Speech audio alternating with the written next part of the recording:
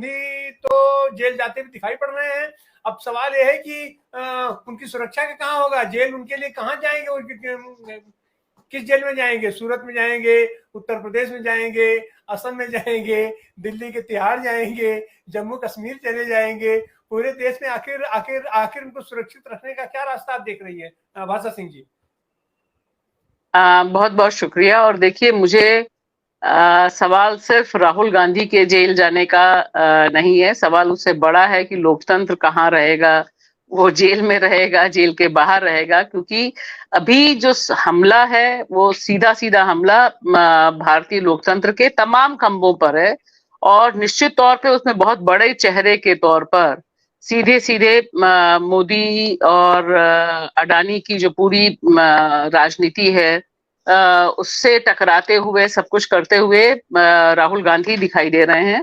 और जिस तरह से मोदी सरकार, योगी सरकार उन पर हमलावर है, उससे भी ये साफ होता है कि उन्हें खतरा कहाँ दिखाई दे रहा है। और 2024 का चुनाव दरअसल मोदी जी विपक्ष विहीन चुनाव के तौर पर चाहते हैं, या चाहते हैं कि जो पार्टियां उनके साथ हॉबनॉबिंग में हैं सिर्फ वही रहें। तो दरअसल G20 का जो मदर ऑफ डेमोक्रेसी का पूरा स्लोगन है, उस मदर ऑफ डेमोक्रेसी में विपक्ष के बिना कोई लोकतंत्र की कल्पना, जो राष्ट्रीय स्वयंसेवक संघ 2025 में उसके 100 साल पूरे हो रहे हैं, उस क्रम में करता हुआ, बढ़ता हुआ दिखाई दे रहा है। लेकिन यहाँ एक और बहुत अहम चीज है जो मैं रखना चाहूंगी कि देखिए, जिस तरह से संकट बढ़ा है और संकट के खिलाफ स्वर बढ़े हैं, उसमें राहुल गांधी का निशाने पर आना बहुत स्वाभाविक है। जिस तरह से बदले की राजनीति पर उतारू हैं, चाहे योगी जी हो, चाहे मोदी जी हो, और वो विधानसभा के भीतर खड़े होकर जब बोलते हैं कि इसको हम मिट्टी में मिला देंगे, भाषा देखिए, जब सीधे सीधे राहुल गांधी के बारे में अपशब्द कहे जाते हैं, सीधे सीधे निशाने पे लिया जाता है, तो उससे ही लगता है कि हम आजादी से पहले का जो दौर था, जब आपके पास कोई भी खंबा मौजूद नहीं था आपको बचाने के लिए, प्रोटेक्ट करने के लिए, दरअसल आजादी के 75 साल बाद हम वहां आज खड़े हैं।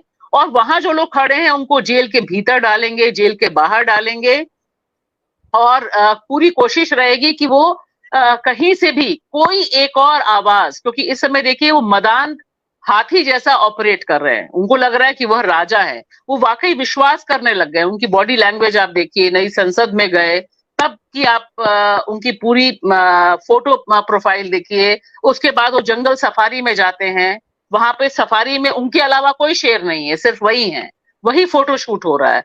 तो ये बेसिकली एक ऐसा सिंड्रोम है जिसमें आप समझते हैं कि आप राजा हैं, सारे लोग प्रजा हैं, और राजा को हिसाब से ही प्रजा चलेगी। इसलिए आज की तारीख में राहुल गांधी पर हमला मुझे लगता है आने वाले दिनों में और तेज होगा, और जितना तेज होगा राहुल गांधी के लिए और कांग्रेस के लिए और तमाम विपक्ष के लिए, उसे एक कैटलिस्ट के तौर पर देखना, उसका एक इस्तेमाल करना, क्योंकि उससे देखिए एक बड़े पैमाने पर एकता के सूत्र भी जुटे हैं।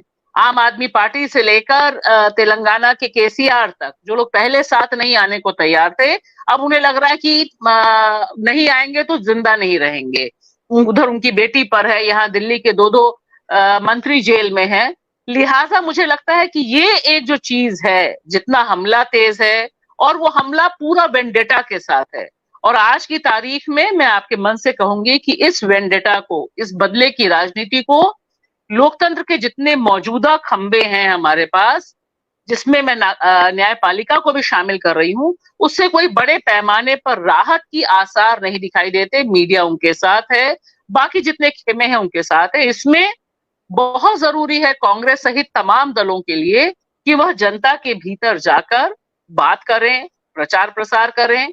कर्नाटक सहित बाकी जगह जहां चुनाव है, वहां कांग्रेस थोड़ा सद्बुद्धि से काम करे।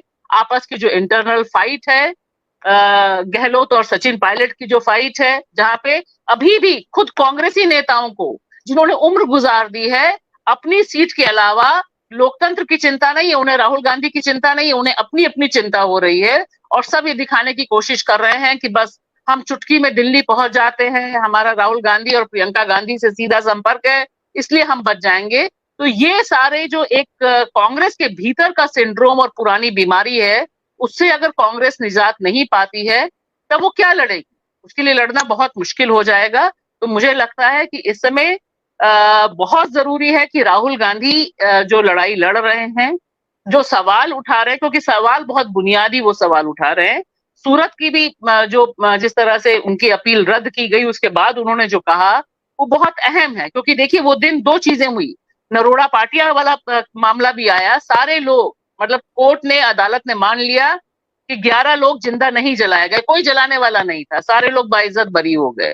तो ये जो एक क्रम चल रहा है, इसको चुनौती हम तभी दे सकते हैं जब हम अपने घर को ठीक करें, अपने यहाँ लोगों को दुरुस्त करें और बड़े पैमाने पर एक मास मूवमेंट की तैयारी करें। मुझे लगता है सिर्फ और सिर्फ वही कवच हो सकता है, वरना अभी तक जो डिजाइन है वो डिजाइन बहुत तेज है। 2024 तक आने तक और हमला तेज होगा और इस तरह की लाइव जो किलिंग्स है वो बढ़ेंगी। उत्तर प्रदेश में बड़े पैमाने पर खुद भाजपा के जो नेता हैं, जो उस खेमे से बहुत कंफर्टेबल नहीं है, वे आशंका जता रहे हैं कि इस तरह की कार्रवाइयां की जा सकती हैं, बहुत बड़े पैमाने पर एक हिंसा का दौर शुरू हो सकता है। और एक आखिरी चीज कहूंगी कि 2024 में जब राम मंदिर के कपाट खुलेंगे तो भी हम सोच सकते हैं कि और कितने बड़े पैमाने पर इनको फुटेज मिलेगी। उससे तैयारी करना बहुत जरूरी है। और मुझे लगता है राहुल गांधी और तमाम लोगों ने, स्टालिन ने जो कास्ट सेंसस का मुद्दा उठाया है, अपने बुनियादी मुद्दों को उठाकर ठीक ये लड़ाई लड़ी जा सकती है। उनके मुद्दों पर जाकर ये लड़ाई लड़नी बहुत मुश्किल है। जी शुक्रिया।